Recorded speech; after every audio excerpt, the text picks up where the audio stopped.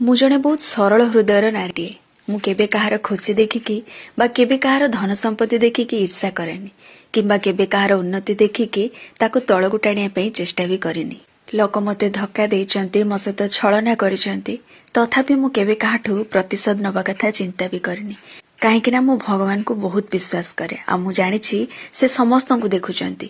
ସମସ୍ତଙ୍କର କର୍ମଫଳ ସୁଧ ମୂଳ ସହ ଦିନେ ସମସ୍ତଙ୍କୁ ଫେରେଇବେ ଆଉ ସେ ଯେତେବେଳେ ଫେରେଇବେ ମୋର କାହାଠୁ ପ୍ରତିଶୋଧ ନେବା କ'ଣ ଦରକାର।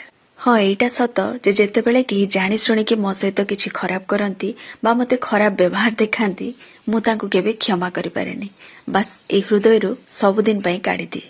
ଏ ଦୁନିଆକୁ ଆସିକି ମୁଁ ବହୁତ କିଛି ଶିଖିଲିଣି। କାହାର ପ୍ରଶଂସା ବା କାହାର ନିନ୍ଦା ମୋ ଉପରେ ଆଉ ଅଧିକ ପ୍ରଭାବ ପକାଇ ପାରୁନି। କାହିଁକି ନା ମୁଁ ଜାଣି ସାରିଲିଣି ମୁଁ ସେଇ ପର୍ଯ୍ୟନ୍ତ ଲୋକଙ୍କୁ ଭଲ ଲାଗିବି ଯେ ପର୍ଯ୍ୟନ୍ତ ତାଙ୍କର ମତ ସହିତ ମୋ ମତ ମିଶୁଥିବ। ଯୋଉଦିନ ତାଙ୍କ ମତ ସହିତ ମୋ ମତ ନ ମିଶିବ ସେଇଦିନ ସେଇ ମୁହୂର୍ତ୍ତରେ ମୁଁ ତାଙ୍କ ପାଇଁ ଖରାପ ହେଇଯିବି।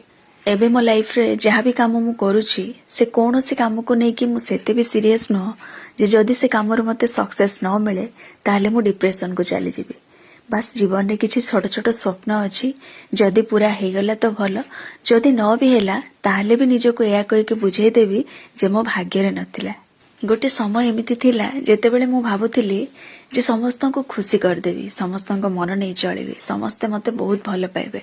କିନ୍ତୁ ଧୀରେ ଧୀରେ ସମୟ ଅନୁସାରେ ମୋତେ ବି ଅନୁଭବ ହେଲା ଯେ ନାଇଁ, ପ୍ରକୃତରେ ମୁଁ ଯେତେ ଚେଷ୍ଟା କଲେ ବି ମୋ ମୃତ୍ୟୁ ପର୍ଯ୍ୟନ୍ତ ବି କାହାକୁ ସମ୍ପୂର୍ଣ୍ଣ ସନ୍ତୁଷ୍ଟ କରିପାରିବି ନାହିଁ। ଯାହାକୁ ଯେତେ ସନ୍ତୁଷ୍ଟ କରିବା ପାଇଁ ଚେଷ୍ଟା କରିବି ତାର ଆଶା ମୋ ଉପରେ ସେତେ ବଢି ବଢି ଚାଲିବ। କିନ୍ତୁ ହଁ, ଯେତେ ଦିନ ଯାଏ ବଞ୍ଚିବି ନିଜର ସ୍ୱାଭିମାନ ଓ ମର୍ଯ୍ୟାଦାକୁ ବଞ୍ଚାଇ ରଖିବି ଆଉ ନିଜର କର୍ତ୍ତବ୍ୟ ଠିକ୍ ଭାବରେ କରିବା ପାଇଁ ଚେଷ୍ଟା କରିବି। ଭୁଲ କରିଥିଲେ କ୍ଷମା ନିଶ୍ଚିତ ମାଗିବି, କିନ୍ତୁ ଭୁଲ ନ କରିଥିଲେ କେବେ ବି ମୁଣ୍ଡ ନଇଁବିନି। ଜୀବନରେ ଅନେକ ଲୋକ ଆସିଛନ୍ତି ଆଉ ଯାଇଛନ୍ତି। କିଛି ଲୋକ ଏହା ଶିଖେଇ ଦେଇକି ଯାଇଛନ୍ତି ଯେ ବିଶ୍ୱାସଘାତୀ ଆଉ ଛଳନାକାରୀ ଲୋକମାନେ କେମିତି ହେଇଥାନ୍ତି, ତାଙ୍କୁ ଚିହ୍ନିବ କେମିତି। ଆଉ କିଛି ଲୋକ ଏହା ବି ଶିଖେଇ ଦେଇକି ଯାଇଛନ୍ତି ଯେ ସ୍ୱାର୍ଥ ଥିଲେ ମଣିଷ କେତେ ମିଠା ମିଠା କଥା କହି ନିଜର କରି ପକାନ୍ତି। ଧୀରେ ଧୀରେ ଦେଖୁଛି ଏ ଦୁନିଆଟା ଭାରି ଜଟିଳ ହେଇଯାଉଛି। ଏଠି ସ୍ୱାର୍ଥପର ଲୋକଙ୍କ ସଂଖ୍ୟା ଦିନକୁ ଦିନ ବଢି ଚାଲିଛି। ଆମ ଭଳି ଲୋକମାନଙ୍କୁ ଏଠି ବଞ୍ଚିବାଟା ଭାରି କଷ୍ଟ ଲାଗୁଛି। ତଥାପି ଭଗବାନଙ୍କ ଉପରେ ବିଶ୍ୱାସ ରଖି ଆଗକୁ ବାଟ ଚାଲୁଛି।